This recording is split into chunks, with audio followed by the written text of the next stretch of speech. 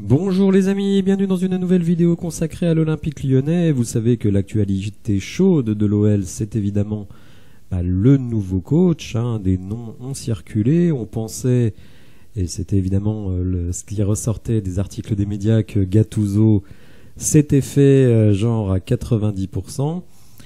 Et les réseaux sociaux dans le club, que ce soit à l'OL ou du côté d'Eagle Football, visiblement la décision unilatérale de John Textor de pencher pour Gattuso n'a pas été tellement appréciée. Et donc on a senti depuis une ou deux journées que la piste Gattuso finalement a été refroidie. Et donc Hugo Guimet, il y a quelques minutes, nous informe que la nouvelle priorité s'appelle Fabio Grosso. Évidemment, on le connaît très bien, un défenseur central pendant 2 ans à l'Olympique Lyonnais, champion du monde avec l'Italie, un joueur de très très haut niveau et qui, c'est assez étonnant, mais a été champion de Série B, donc de 2e division en Italie, mais il a décidé de quitter son poste. On va regarder un petit peu ce que dit la presse sur notamment sa dernière saison. Il a fait 2 saisons, un peu plus de 2 saisons d'ailleurs, à Frosinone, et donc a emmené cette équipe, je crois, de la 9e place la première saison, donc à la montée en 2e saison. Et vous allez voir que son travail a été extrêmement apprécié. Donc la grosse différence avec Gattuso, c'est que lui, il est totalement validé par le département sportif à Lyon. Donc Grosso, évidemment, il coche beaucoup de cases, tout simplement parce qu'il doit quand même parler français. Je me souviens plus très bien, pour tout vous dire, son niveau de français, mais enfin bon, 2 ans à Lyon, je pense que il doit bien parler français, d'autant que l'italien et le français sont deux langues extrêmement proches. Je le sais puisque j'ai étudié l'italien, figurez-vous. Évidemment, il connaît bien la maison lyonnaise.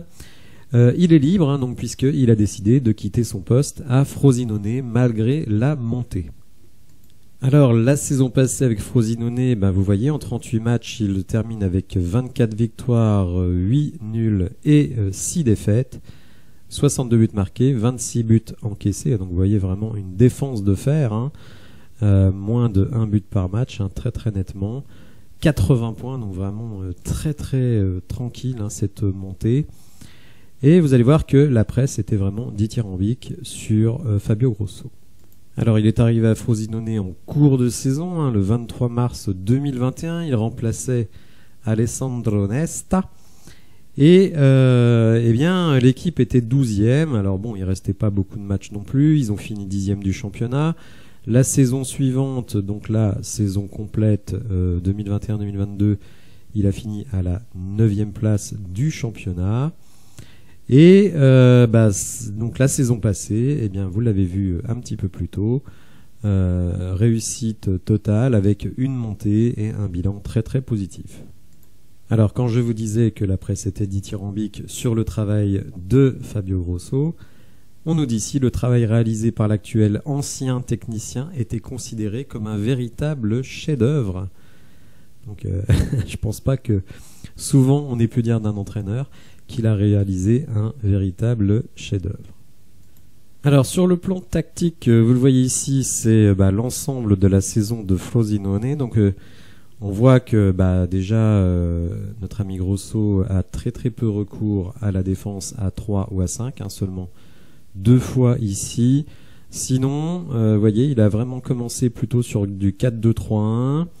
Donc vraiment, on va dire sur le premier tiers de la saison, il a fait un petit peu de 4-4-2, sinon après, il a enchaîné quasiment que du 4-3-3. Bon, alors peut-être qu'avec Ryan Cherki en 10, il va plutôt faire du 4-2-3-1, mais il semble vraiment que le recours à la défense à 3 défenseurs centraux, c'est pas trop son truc. Alors même s'il aime bien avoir le ballon, vous voyez que sur l'ensemble de la saison, pourtant étant l'équipe numéro 1 de la série B, on est vraiment à 50,01% de possession. Donc on va dire, il semble que Grosso ne fasse pas de la possession quelque chose d'absolument indispensable. Alors on nous dit également que Grosso n'est pas un ayatollah de la tactique, hein. Il essaye vraiment de s'adapter aux situations, mais par contre, ce qu'il aime bien faire, c'est faire circuler le ballon dans les ailes, et vous le voyez sur cette image, eh bien, de ne pas hésiter à renverser la balle si la défense se montre un peu large. Donc là, on voit que la balle revient de l'ailier vers le latéral, qui transmet directement de l'autre côté. Donc un jeu, on va dire, moins des petites passes comme on voit souvent à l'Olympique Lyonnais et qui nous agace. C'est-à-dire que là, on peut s'imaginer qu'à l'OL, ce serait passe ici, passe là, passe là, passe là, passe là, passe là, passe là, passe là, ici, redonne là et ici. Non, là, boum, passe en retrait, le mec il est ouvert, on transfère, on se pose pas 50 000 questions. Donc ça, c'est quelque chose qui, à mon avis, vu les flèches que désormais nous avons dans les ailes, c'est sans doute une très bonne manière de procéder. Vous voyez encore une fois sur cette action, donc qui se situe plus haute sur le terrain, on fait du petit jeu dans les espaces, mais hop, dès que possible, on va renverser dès lors que la défense va venir aider sur ces joueurs-là dans la circulation. Donc vous voyez, là on a créé un très très grand espace libre. Donc tout de suite, on renverse et là, évidemment, on peut attaquer. Et les joueurs défensifs, eh bien, ils sont un petit peu en retard et là, on crée des décalages. La volonté, on la voit ici également, c'est quand même que les milieux de terrain jouent très haut. Un 4-3-3, ça veut dire que il faut des bons 8. Donc on peut penser que Cacré va jouer dans ce système-là. Peut-être Tolisso ou Maitland Niles, qui est plutôt un joueur, on va dire, qui va jouer haut sur le terrain. Donc je pense que l'effectif qu'on a peut s'adapter totalement au style de jeu voulu par Fabio Grosso.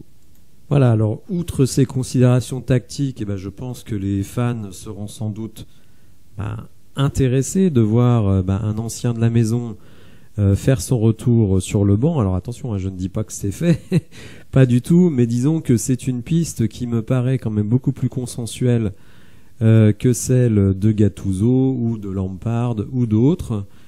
N'hésitez évidemment pas à me dire dans les commentaires ce que vous pensez de ce retour. Bon, c'est sûr que Grosso n'a pas encore coaché de grands clubs, mais bon, est-ce que l'Olympique Lyonnais aujourd'hui c'est considéré comme un grand club? Nous, oui, supporters, on le pense, mais vu de l'extérieur, c'est peut-être pas forcément la même chose. On peut penser évidemment que il va être très motivé pour revenir dans un club où il a connu quand même le succès.